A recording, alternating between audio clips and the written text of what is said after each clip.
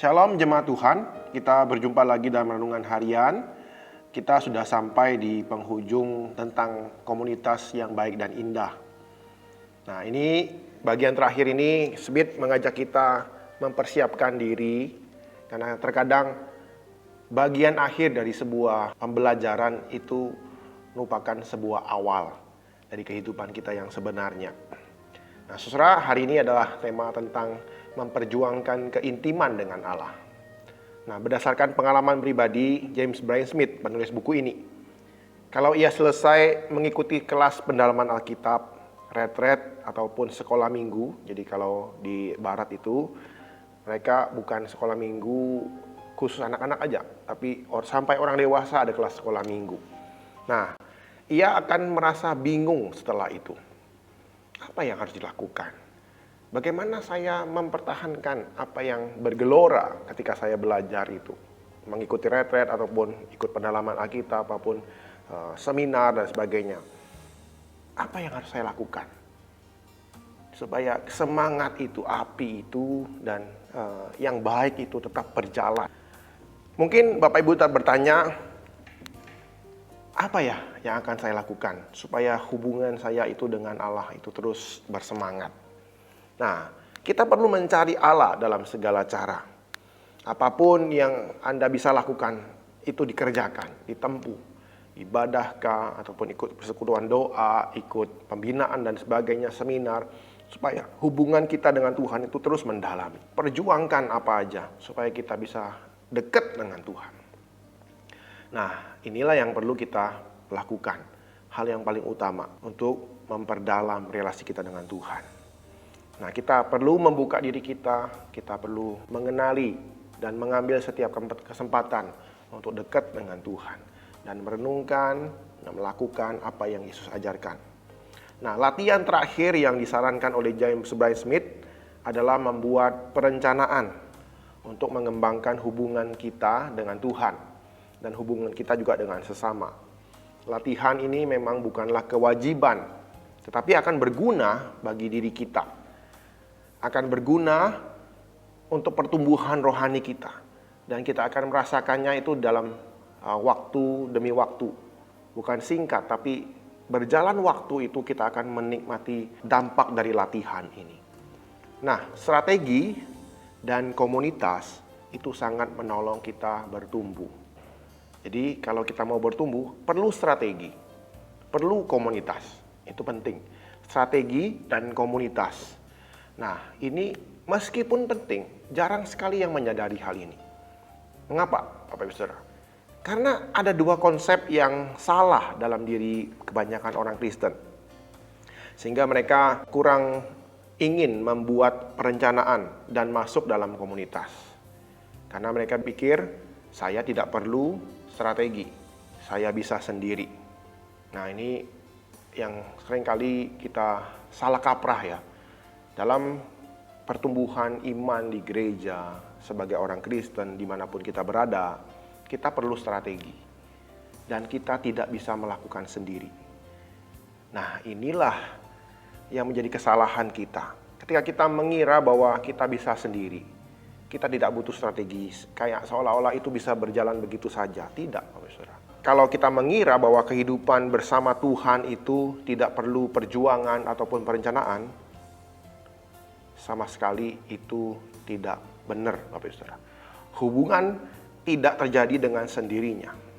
Memang waktu kita bertobat, menerima Tuhan Yesus sebagai Tuhan dan Juru Selamat, itu akan bergelora sekali. Itu semangat, membuat kita semangat. Namun seiring berjalan dengan waktu, kalau kita tidak pelihara itu, menjaga relasi kita itu, biar kita bisa lebih mendalam, akhirnya kita akan renggang seperti itu. Sayangnya, kedekatan seperti itu, yang spontan itu tidak akan pernah terjadi. Jika kita tidak membuat rencana, maka kita sedang merencanakan untuk gagal.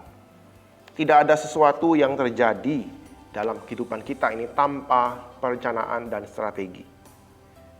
Sama, Bapak Ibu Saudara, kalau kita buka bisnis ataupun mau program diet menurunkan berat badan ataupun belajar bahasa Inggris dan Mandarin, maka kita perlu buat rencana dan strategi, bukan? Demikian pula dengan kerohanian kita. Nah, formasi spiritual kita itu pun butuh rencana. Kita harus merencanakan pertumbuhan rohani kita, supaya kita makin mendalam, makin intim dengan Tuhan, makin dewasa dalam Dia. Itu yang pertama, butuh perencanaan. Yang kedua, kita tidak bisa bertumbuh seorang diri. Kita tidak bisa mencobanya seorang diri. Kita diciptakan untuk hidup bersama. Kita butuh orang lain untuk menopang kita, mendukung kita, memberikan hikmat kepada kita, memberikan kebijaksanaan kepada kita.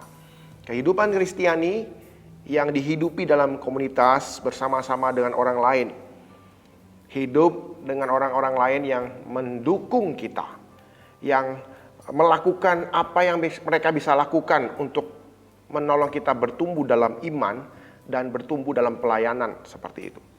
Ada banyak orang yang ingin mendukung kita. Kita hanya perlu membuka diri, hadir bersama-sama dia, dan bertumbuh bersama. Nah, mungkin ada di antara kita di sini yang punya kelompok bertumbuh bersama-sama.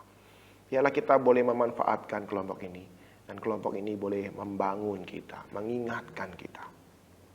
Nah, saudara, inilah langkah yang perlu kita lakukan.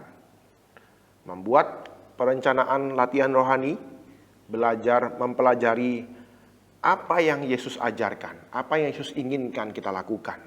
Kemudian mencari orang yang dapat bertumbuh bersama-sama dengan Anda, untuk mendukung Anda di dalam kasih Tuhan, dalam hikmat Tuhan, mendorong kita terus maju bertumbuh di dalam Tuhan. Kiranya Tuhan boleh menolong kita, mengingatkan kita akan pentingnya langkah-langkah yang kita butuhkan untuk kita bertumbuh dari masa ke masa. Ya, Tuhan boleh menolong kita, mengingatkan kita akan hal ini. Ingat Bapak Ibu Saudara, kita butuh perencanaan, kita butuh strategi untuk bertumbuh secara rohani. Kemudian kita butuh saudara-saudara seiman untuk menolong kita bertumbuh di dalam Kristus. Mari kita masuk dalam doa, kita memohon Tuhan untuk menolong kita mempersiapkan kedua hal ini.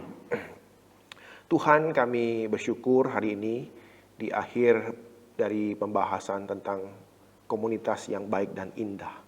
Tuhan, dalam pertumbuhan kami diingatkan, kami membutuhkan strategi, kami membutuhkan perencanaan Tuhan.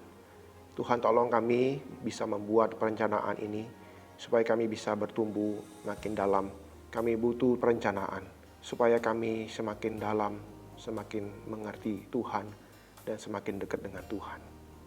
Dan kami juga rindu Tuhan, Engkau boleh memberikan kami sahabat dan komunitas untuk bertumbuh. Entahkah itu di dalam komisi, entahkah itu dalam orang-orang terdekat dengan kami, kakak rohani ataupun adik-adik rohani kami. Biarlah kami boleh bertumbuh di sana, boleh saling mengingatkan, boleh membangun dalam iman. Terima kasih Tuhan Yesus. Inilah yang menjadi seruan kami dan kerinduan kami. Kami bersyukur dan berdoa dalam nama Tuhan Yesus. Amin.